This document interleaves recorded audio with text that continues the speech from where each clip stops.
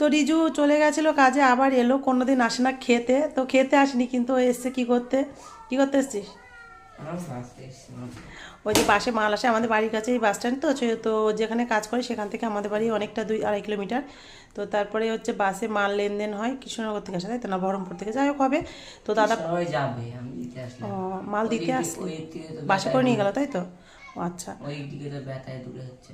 ও, তো যাই হোক, ও বলছে, আমাকে ফোন করে বলছে, মা কিছু বানিয়ে রাখো, আমি যাচ্ছি, খেয়ে আসবো। সকালে খেয়ে দাদাই গেছিলো। বলো খেয়ে আসবে একেবারে। দাদা বলছে আজকে কিন্তু অনেকটা দেরি হয়ে গেছে, যখন যাই কিছু তখন বলেনি। কিচ্ছু বলে না।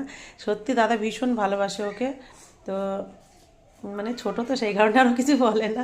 ওর যাওয়ার কথা 8টার সময়, ও বাড়ি থেকে বেরিয়েছে কটা তখন, কটা বাজে? 9টা 15। 9টা 15, তো তাহলে বুঝতে পারছো ঘুম থেকে উঠতেই পারেনি। আমি অ্যালার্ম দিয়ে রেখেছি এখন, ডেইলি অ্যালার্ম।